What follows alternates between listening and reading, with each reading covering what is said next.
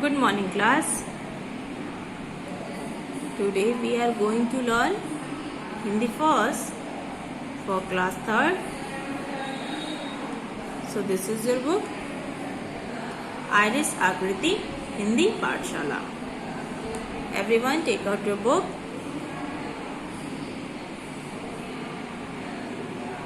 Please, everyone take out your book.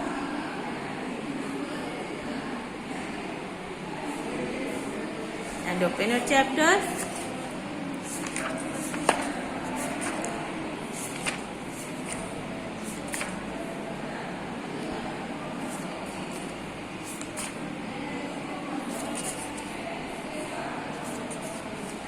Chapter number 7, लड़ाई का खेल. So please open your chapter number 7, लड़ाई का खेल. Everyone, please open your chapter number 7, लड़ाई का खेल. Everyone listen to me carefully. चलिए स्टार्ट करते हैं. आप लोग अपनी बुक में देखिएगा और मुझे आप लोग सुनिएगा. ठीक है, अपनी अपनी बुक में आप लोग देखिए और सिर्फ मुझे सुनिए. कहावत आ बैल मुझे मार तो तुमने सुनी होगी. कहावत आ बैल मुझे मार तो तुमने सुनी ही होगी. जैसे मतलब ये कहावत है, घर में सभी लोग कहते हैं कि आ बैल मुझे मार. इसका क्या मतलब होता है? इसका मतलब ये होता है कि आप जबरदस्ती किसी की लड़ाई में पड़े या फिर किसी भी पचड़े में आप लोग पड़ के अपना दिमाग खराब करें, उसको आपको ब्लेम किया जाएगा. आ बैल मुझे मार का मतलब यही होता है. तो वही बोला है कि कहावत आ बैल मुझे मार तो तुमने सुनी होगी. एक दिन रंजन और दिनेश के साथ भी कुछ ऐसा ही हुआ. एक दिन रंजन और दिनेश के साथ भी कुछ ऐसा ही हुआ. दोनों एक ही मोहल्ले में रहते थे और पास के सरकारी स्कूल में तीसरी में पढ़ते हैं. दोनों एक ही मोहल्ले में रहते हैं और पास के सरकारी स्कूल में तीसरी में पढ़ते हैं. मतलब क्या थे? रंजन और दिनेश दो दोस्त हैं जो एक मतलब क्या जो रंजन और दिनेश थे उनके साथ भी एक ऐसा ही हुआ. जैसे कहावत है ना कि आ बैल मुझे मार, ऐसा ही कुछ उनके साथ भी हुआ था. दोनों एक ही मोहल्ले में रहते थे और एक ही सरकारी स्कूल में एक ही मोहल्ले में और पास के रहते थे और पास के जो उस घर के पास में जो सरकारी स्कूल था उसमें क्लास 3rd में तीसरी कक्षा में पढ़ते हैं. तो हुआ ये कि पिछली रात ही उन्होंने जोरदार ढिशुम ढिशुम से सजी फिल्म बाहुबली देखी थी. बाहुबली जो मूवी है आप लोग ने भी देखी होगी, इसमें बहुत ज्यादा लड़ाई है. तो यही बोला है कि दोनों ने पिछली रात मतलब जो रात बीत गई उसमें उन्होंने एक जोरदार ढिशुम ढिशुम से सजी फिल्म बाहुबली देखी. बाहुबली जो मूवी है, फिल्म है, उसमें क्या है, बहुत ज्यादा लड़ाई है. तो वो लोग जो रात बीती थी उनकी, वो लोग वही मूवी देखकर आए थे. दोनों पर फिल्म का जादू ऐसा चढ़ा कि अगले दिन स्कूल की बेमजा कसरत के बाद भी उतरा नहीं. आप लोग क्या होता है, कोई फिल्म कोई मूवी देखते हो, उसके बाद से जाके अपने दोस्तों के साथ बताते हो कि यार ऐसा हुआ. तो सेम यही चीज उन दोनों के साथ, रंजन और दिनेश के साथ भी ऐसा ही हुआ था कि वो लोग जब बाहुबली मूवी देख लिए लेकिन उसके बाद से भी उसका वो भूल नहीं रहे थे. वो सर पे उन सबों के वही चल रहा था, दिमाग में वही चल रहा था, सर पे वही जुनून था कि हाँ ये फिल्म बहुत अच्छी है, उसमें बहुत लड़ाई है, ऐसे ये हुआ, ऐसे वो हुआ. तो ये सारी चीजें वो लोग बता रहे थे. स्कूल की बेमजा कसरत मतलब स्कूल में जो सरकारी स्कूल में एक्सरसाइज वगैरह कराई जाती है ना, जब प्रेयर होता है तो पीटी भी होता है. पीटी प्राइवेट स्कूल में भी होती है, कई स्कूलों में होती है, कई स्कूल में नहीं होती. तो उन कसरत कराई जाती है. कसरत के बाद भी उन लोग का वो ये भूत नहीं उतरा. मतलब उस पिक्चर में जो उन्होंने देखा था उसका भूत उन लोगों के सर से नहीं उतरा. उन लोग दोनों के दिमाग में वही चल ही रहा था. रंजन और दिनेश स्कूल से घर लौट रहे थे.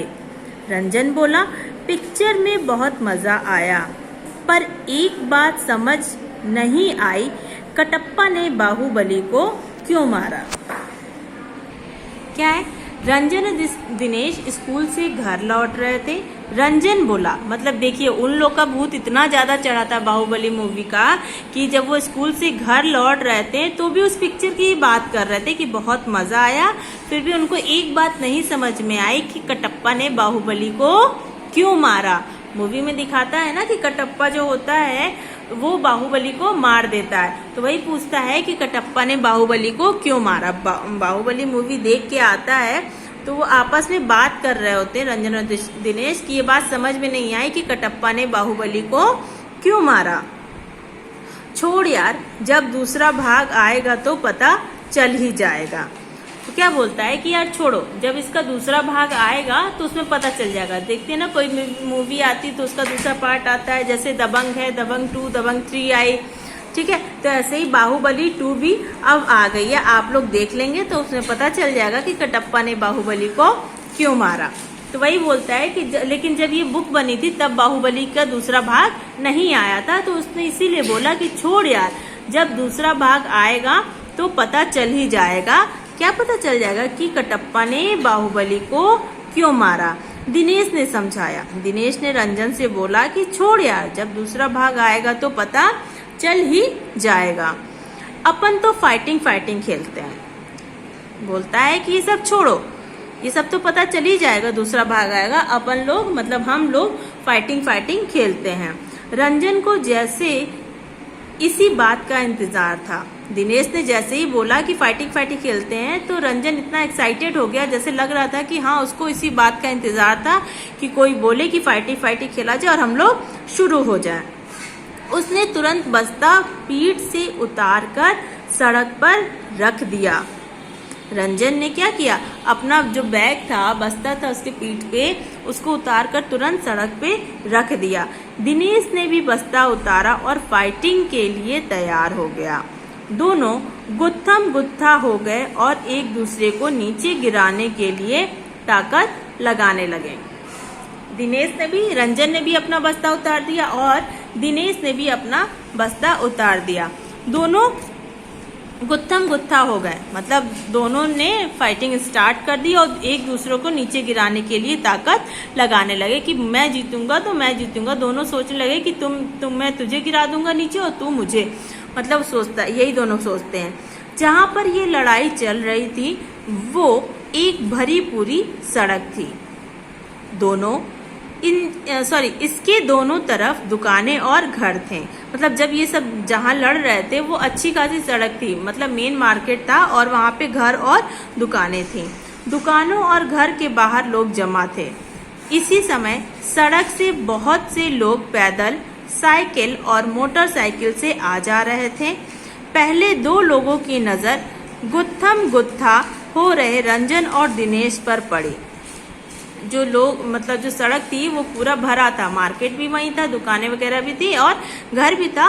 बहुत से लोग गाड़ियों से, बहुत से लोग पैदल और बहुत से लोग मोटर गाड़ियों से जा रहे थे और लोगों की नजर गुत्थम गुत्था हो रहे रंजन और दिनेश पर पड़ी। इनमें से एक की नाक कुछ ज्यादा ही लंबी थी। जो लोग देख रहे थे उनमें से एक लोग सज्जन थे, उनकी नाक बहुत ज्यादा लंबी थी। हो सकता है ये कहीं अपनी नाक घुसा देने के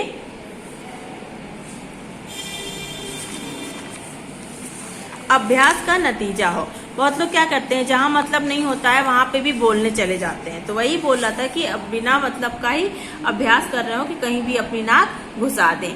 दूसरे सज्जन का माथा चौड़ा था।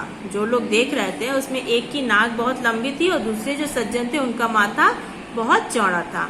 लंबी नाक वाले ने दोनों के पास पहुंचकर अपनी नाक घुसाई। चलो छोड़ो, लड़ाई करना बुरी बात है। जिनकी नाक लंबी थी वो दोनों के पास जाके बोलते हैं कि छोड़ो उसको, ये सब अच्छी बात नहीं है, लड़ाई करना बुरी बात है। रंजन ने सफाई देने की कोशिश की, मगर हम तो,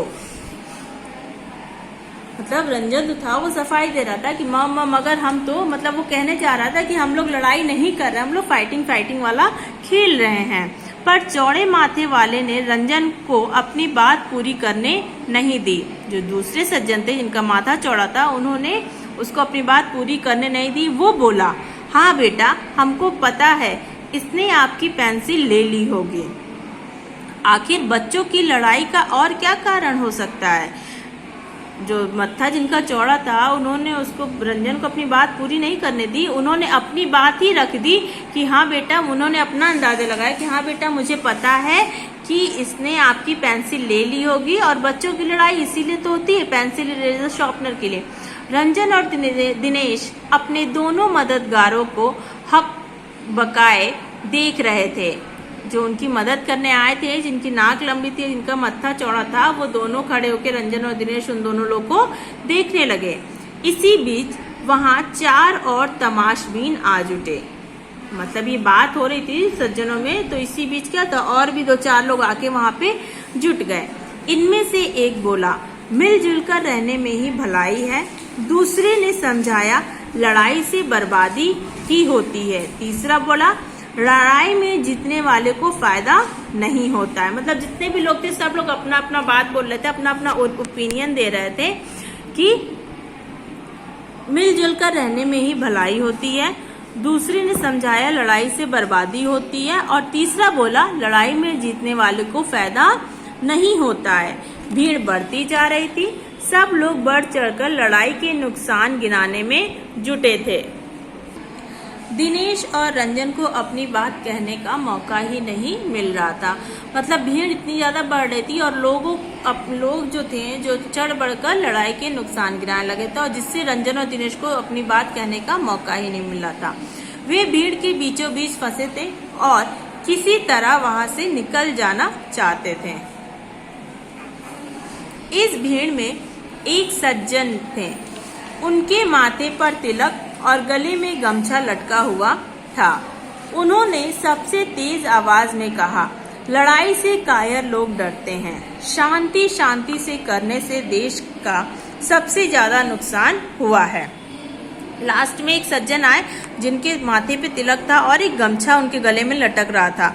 उन्होंने अपनी आवाज तेज करके क्या बोला कि लड़ाई से कायर लोग डरते हैं। बाकी तो लोग थे कि लड़ाई के नुकसान बता रहे थे और लोग समझा रहे थे, लेकिन ये थे कि ये और उत्साहित कर रहे थे कि हाँ लड़ो। तो वही बोलते हैं कि लड़ाई से कायर लोग डरते हैं। शांति करने से देश का ज्यादा नुकसान हुआ है।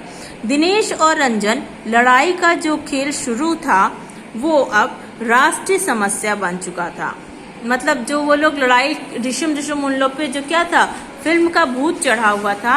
ये फिल्म देख के आए थे, उसी से इन लोग थे। तो क्या था, उनकी जो लड़ाई थी वो लड़ाई नहीं थी, वो खेल थी।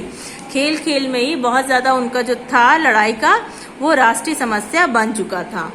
भीड़ के बहुत से लोगों को तिलक वाले सज्जन की बात सही लगी। अब लोग 2 खेमों में बट रहे थे, लड़ाई की बुराई करने वाले और लड़ाई की वकालत करने वाले। 2 ग्रुप में ये लोग बट गए थे। एक वो थे जो लड़ाई मतलब चाह रहे थे कि लड़ाई ना हो, और जो दूसरे थे वो ये चाह रहे थे कि लड़ाई जरूरी है, उससे देश का फायदा होता है। दोनों खेमे चिल्ला कर अपनी बात कर रहे थे। ये तो लड़ाई था जो इनकी रिशुम वो राष्ट्रीय समस्या बन चुका था, इसलिए 2 ग्रुप में लोग बट गए थे और अपनी अपनी बात चिल्ला कर बोलने लगे। रंजन और दिनेश मौका देखकर लोगों के पांव के बीच से किसी तरह खिसक गए। भीड़ की आवाज देर तक उनके कानों तक पहुंचती रही। लड़कर ही हमें अंग्रेजों से आजादी मिलती है। मतलब अब देखिए इनकी राष्ट्रीय समस्या क्या थी, वो बोल रहे थे कि लड़कर ही हमें, जो भीड़ से ये आवाज आई थी कि लड़कर ही हमें अंग्रेजों से आजादी मिलती है। लड़ाई में जीतने वाले का कोई फायदा नहीं होता है। लड़ते नहीं तो आज भी हम अंग्रेजों के गुलाम थे। मतलब जो 2 गुट में बटे थे वो लड़ाई के फायदे, देखिए लड़ाई के फायदे क्या थे, लड़कर ही हमें अंग्रेजों से आजादी मिलती है और लड़ाई में जीतने वालों को कोई फायदा नहीं होता है। ये जो दूसरे गुट में थे, जो लड़ाई के अगेंस्ट थे, ये उन्होंने बताया। लड़ते नहीं तो आजाद भी हम अंग्रेजों के आज भी हम अंग्रेजों के गुलाम होते। जो लड़ाई को बढ़ावा दे रहे थे वो ये बोल रहे थे कि लड़ते नहीं तो आज भी हम अंग्रेजों के गुलाम होते। लड़ाई से परिवार बर्बाद होता है। जो लड़ाई के अगेंस्ट थे वो ये बोल रहे थे कि लड़ाई से परिवार बर्बाद हो जाते हैं। मिलजुल कर रहने में ही भलाई है, मिलजुल कर रहने में ही भलाई है। तो ठीक है, ये आपका चैप्टर 7 यहीं पे फिनिश होता है, एक्सप्लेन कर दिया। आप लोग ये स्टोरी है, इसको पढ़िए, बहुत ही इंटरेस्टिंग स्टोरी है। आप लोग इसको घर पे पढ़िए और समझिए। सो आज की क्लास यहीं ओवर होती है। Thank you.